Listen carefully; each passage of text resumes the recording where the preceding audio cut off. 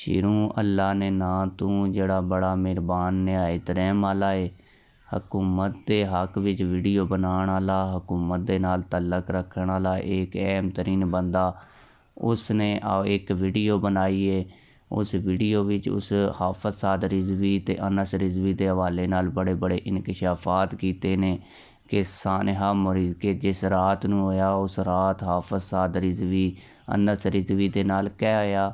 ਤਾਂ ਉਸ ਇਹ ਆਖਿਆ ਕਿ ਹਕੂਮਤ ਦੇ ਨਾਲ ਮੇਰੇ ਤਾਲੁਕਾਤ ਨੇ ਅਤੇ ਮੈਂ ਆਪਣੇ ਜ਼ਰਾਏ ਨਾਲ ਇਹ ਕਨਫਰਮ ਕੀਤਾ ਹੈ ਕਿ ਹਾਫਿਜ਼ ਸਾਦ ਰਿਜ਼ਵੀ ਅਨਸ ਰਿਜ਼ਵੀ ਦੀ ਉਸ ਰਾਤ ਸਿਹਤ ਕੈਸੀ ਸੀ, ਆਇਆ ਕਿ ਉਹ ਜ਼ਖਮੀ ਹੋਏ, ਸ਼ਹੀਦ ਹੋਏ। ਉਸ ਆਪਣੀ ਵੀਡੀਓ ਦੇ ਅੰਦਰ ਜਿਹੜਾ ਦੱਸਿਆ, ਇਹ ਅੱਜ ਦੀ ਵੀਡੀਓ ਵਿੱਚ ਤੁਸੀਂ ਮੈਂ ਦੱਸਾਂਗਾ। ਔਰ ਇਹ ਵੀ ਦੱਸਾਂਗਾ ਕਿ ਉਹ ਜਿਹੜਾ ਵੀਡੀਓ ਬਣਾਉਣ ਵਾਲਾ ਬੰਦਾ ਹੈ ਜਾਂ ਜਿਸ ਨੇ ਹਕੂਮਤ ਦੇ ਨਾਲ ਤਾਲਕ ਨੇ, ਉਸ ਦਾ ਨਾਂ ਕੀ ਹੈ ਅਤੇ YouTube 'ਤੇ ਉਹ ਕਿਸ ਨਾਂ ਤੋਂ ਮਸ਼ਹੂਰ ਹੈ।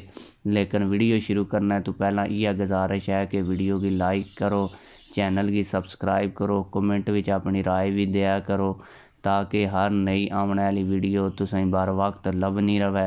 तो तहरीक लबैक पाकिस्तान दे मुतलक हर खबर बर वक्त तुसां तक पुजनी रहे। तो गल कर रहे हाफिज़ साद रिजवी अनस रिजवी के हवाले दे नाल उस शख्स के बाकोल उसने आख्या कि मेरे जराए कन्फर्म करते हैं कि जिस रात मुरीद के विच ऑपरेशन होया, बड़ा खतरनाक ऑपरेशन सी। इस ऑपरेशन विच हाफिज़ साद रिजवी भी जख्मी होया ते हाफिज़ अनस रिजवी भी जख्मी होया। हाफिज़ अनस रिजवी शदीद जख्मी सी। जिस टाइम आवाम गुत्थम गुत्था हुई है तो उसी दौरान हाफिज़ अनस रिजवी ते साद रिजवी जिस टाइम उत्थों निकले ने तो हाफिज़ अनस दी जड़ी सेहत सी वो काफ़ी खराब सी ते वो रास्ते विच ही दम तोड़ गया सी। ये सारियां गल्लां उस वीडियो बनाने वाले बंदे ने कीतियां ने ते मैं उसका चैनल भी विजिट किया। उसका नाम है SN चट्ठा ते वो YouTube ते मिठा जी के नाम तो बड़ा मशहूर है। तो सारियां वीडियो तकने तो बाद मैनू यही लगा कि उसकी कोई खबर कन्फर्म नहीं होती। वैसे ही वो चुटकले छोड़ता है तो नून लीग के हक विच वीडियो बनाता तो नून लीग तो इलावा तहरीक इंसाफ हो या तहरीक लबैक उन्होंने दे खिलाफ वो जहर उगलता है।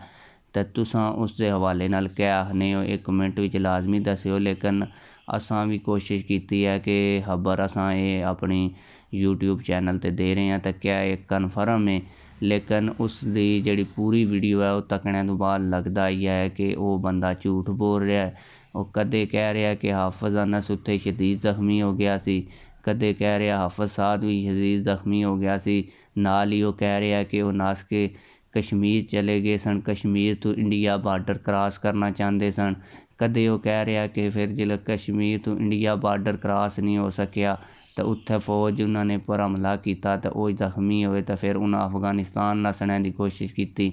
इस दौरान एक भाई उन्होंने शहीद हो गया तो हाफिज़ साद रिजवी की भी सेहत जी है वो बड़ी खराब है।